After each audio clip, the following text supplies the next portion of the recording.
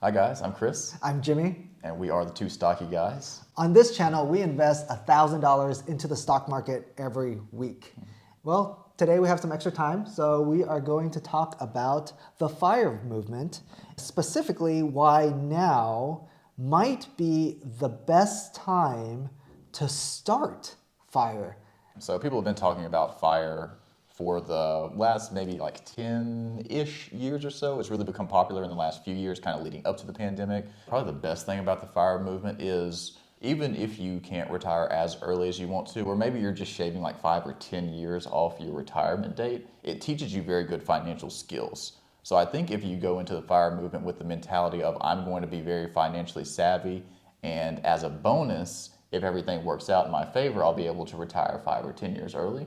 I think that's a good way to think about it because you are trying to be very financially savvy. You're not trying to waste money. I mean, YOLOing is nice, but you can really only do it for, so long. And the pandemic has kind of showed us, yeah, let's spend some money. Let's go travel. Life is short. But I mean, actually, if you look statistically, life is very long and it's getting longer. Right. So we're living to be like 80 years old if everything works out. So you do have to plan for that. And starting to plan for that earlier is better than planning for it later. So if you want to get started like in your early 30s, your late 20s, or your early 20s, if you're, really into it and looking long term at that early point in your life, which I know I wasn't, you can probably work more towards retiring early, and it'll be a lot easier for you because you are able to, you're able to live off of ramen, you're able to live with roommates. That's the point that you really can drastically cut your expenses. And then as they kind of start to pile up, as your income starts to go up, then you already have a nice little nest egg built up. And you can start working towards your financial independence, which I think is the most important part. It's the financial independence part versus the retire early part. Saving as much as you can, that principle, regardless of how extreme you want to go with it, is something that's very important. The younger you learn how to save responsibly and save comfortably, I think that's something that the FIRE movement is useful for everyone. Mm-hmm. So I think that people who are thinking like, oh, I shouldn't do FIRE at all because I won't be able to retire 20 years earlier.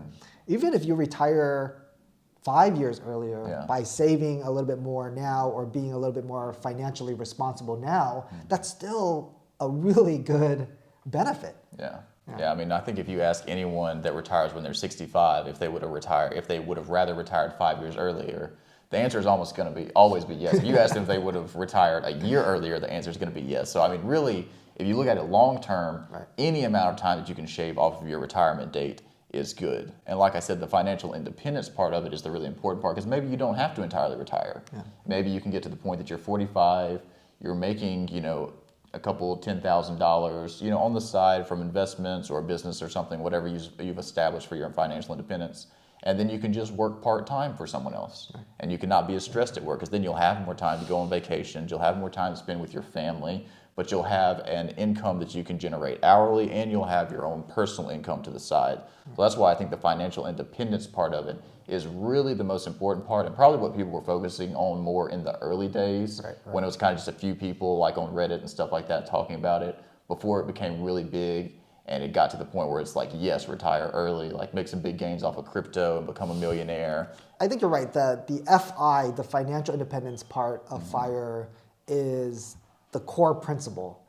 And then I think you need the RE, the retire early, to make it enticing. Right, like a carrot on the stick. Right, yeah. Because like financial independence based on being frugal, saving as much as you can, sometimes to the extreme, sometimes like uncomfortably, sometimes with like a lot of sacrifices. That's not very appealing to a lot of people. Yeah. But then when you tack in, oh, you get to retire early, maybe in your 40s, 30s, 20s, right? Like people are retiring at ridiculous ages. That the retire early was really, really enticing to a lot of people.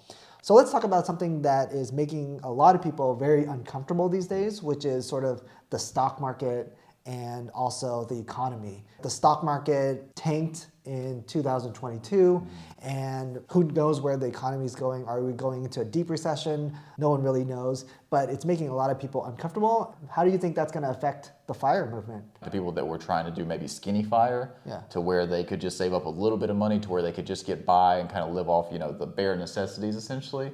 If they've gotten to the point where they have left the job market, it's probably not going too well for them because their investments are probably not performing the way they expected them to 10-ish years ago, I'm assuming, if that's when they got in. So those are the people that are really going to be hurt right now. If you're kind of in the early stages and you're investing, it might kind of be a good point for you right now because you're kind of getting in the market as it's down. So it might not look too good during a recession, but in the next 10, 15, 20 years, you're going to have a lot of gains because you got in the market at a very good time. Like, for example, 2008, when everybody got in 2008, that was a very good time. Yeah, 2008, 2009, that was an extremely uncomfortable time to be investing, to be putting money anywhere, to be buying houses or any property, right? But those people, 10 years down the line, 15 years down the line, made out really, really well. Yeah. They were really uncomfortable then. The situation was very uncomfortable then.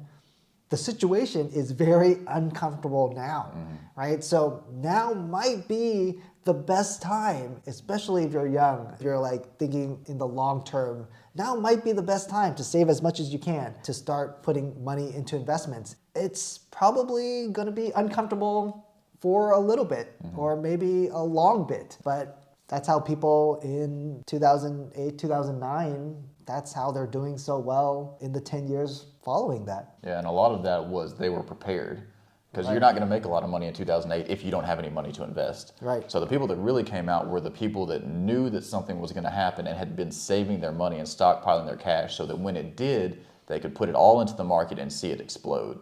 So I think that's why this is a very good time if you're getting started, because right now you can just save. Like, there's not a whole lot of risk to that. You'll just be saving your money, putting it in very safe investments, and then kind of educating yourself about the stock market, about real estate, about business, whatever you want to put your money into once you've got enough built up. So right now, like I said, even though we're kind of having a financial downturn, it's a good time to start saving your money and educating yourself on how to invest it properly. Yeah. Like if you're getting into FIRE or thinking about getting into FIRE, forget, don't worry about so much about the retire early part. Right. Think about the financial core of it, which is trying to save a lot, because once you have a good chunk, once the economy tanks, or if it tanks or when it tanks, and you can go in, and you need money to go in.